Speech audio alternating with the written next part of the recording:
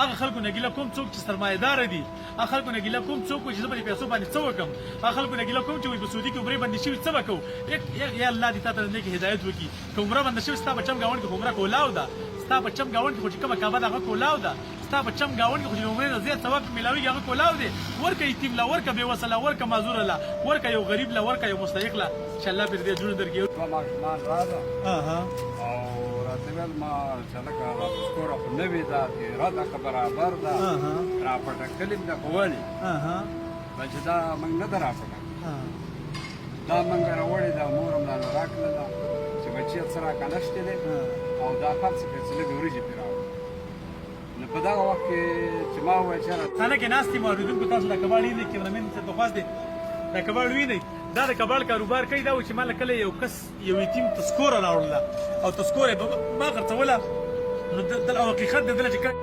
ریاض خان وایي چې ما دې کله تپوس وکړو نو هغه راته وویل چې دا تذکوره ما ځکه راوړله چې زما په کور کې وریجې نشته. ما ته خپلې مور وویل چې دا ویسه دا زموږ د استعمالوړو تذکوره ده او لاس کې یې دې ویستو، دا ویسه دا خرڅه کړه په دې لکې چاولې راوړه چې ماښام دې زرې وکړو. چې ځواني مرګای ورله راوړه. اعوذ بالله من الشیطان الرجیم، بسم الله الرحمن الرحیم. د انجمن محلي مزدورانو خوږو لیدونکو او کتونکو اورېدونکو مایک پاتې شوی دی د یو خوږ ملګري خوږ ورور ریاض خان خان راغلی یم. څوک دلته کې د بخارو کار کوي، د کباړ کار کوي. یوه دردېدلې خبرې راته وکړې، حقیقت دی چې د ده په زړه کې یو درد پروت دی او هغه درد د سینې د درد نه ډکه ده. ما ته اکثر وایي چېرې زموږ په کلي کې یتیمان دي، زموږ په کلي کې معذوران دي، زموږ په کلي کې کونډې دي. اوس یوه خبره دردناکه وکړه، ما ورته وویل چې ریاض خان په دې سره پروګرام جوړوم چې دنیا ته یې وښیم چې حقیقت دی. ریاض خان اورېدونکي م ګوري، هغه کیسه راته وکړه کومه کیسه چې تا ما ته مخکې وکړله چېرې تا له کله تذکوره راغله، ته څوک د کباړ کار کوئ، تاسو کباړ هلئ، یوه تېره تذکوره یو یتیم راوړو تېر ته ویل چې ولې خرڅومه. ډېره مننه د دې خبرې راغلی دا داسې شی و. کیمرو ته لږ رانږدې کړه چې دا خلک یې واوري. زما خوا دوه ماشومان راغله او راته ویل ما چې لکه دا تذکوره خو نوې ده، تېره ده که برابر ده، راپټه کلي م ده خو ولې چې دا موږ نه ده راپټه دا موږ راوړې ده، مور هم رانه راکړله چې بچي څه راکه نشتې دی او دا خرڅ کړې چې لږې وریجې پرې راوړه. نو په دغه وخت کې چې ما وویل چېرې نن نه جاړې کله به جاړې صحیح شوله. بس په دې باندې مې ورته وویل چې دا واپس ویسې او زما چې څه وس کېږي دا به لپاره ډېر زبردست بس د هغه د وجې نه بس هغه مې ورله واپس کړله ډېر ښه او ما ورله خپل چې څه مې وس کېږي هغه مې ورله ډېر زبردست. اورېدونکو په خپله باندې هم دغه شان اورېدونکو ته کیمرامین ته درخواست وکړه، دا سپیشل کس دی، ډیسیبل کس دی، ډیسیبل کس دی خو احساس ورسه دی.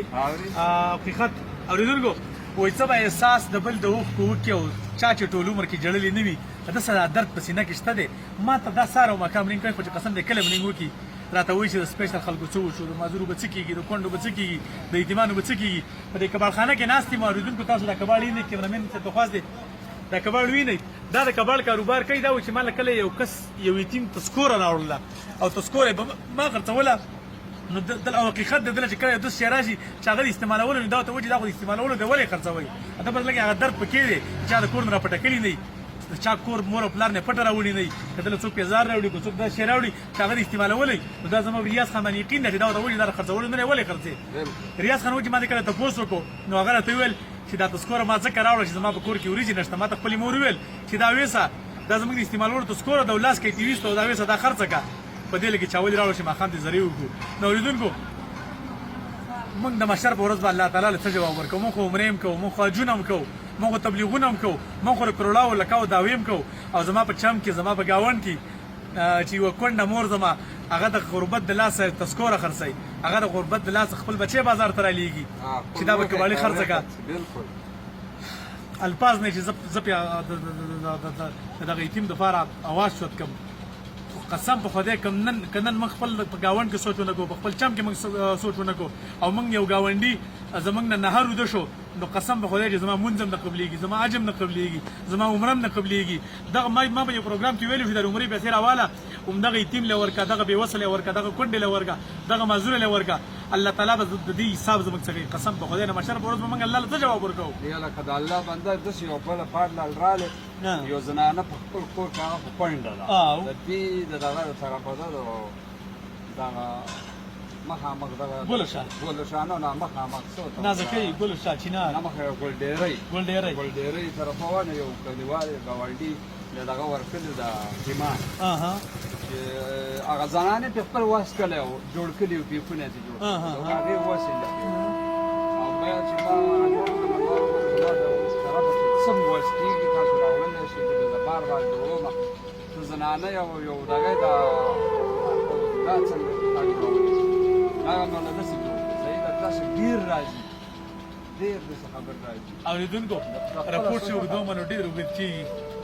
په دغه یو درد چې ریاض خان ماته ویل سلمه شنو مخکې وایي تحصیل خان دا وره ما چې څه دي وایي چې یو ماشوم ته سکور او غچ ماته پوزو کول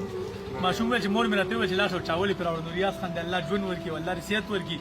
ریاض خان ویل چې دا تسکور واپس کا زما د وس مطابق کلست او کشل او کسل او گزر دي دا ورته کوم بدی چاولې وېسا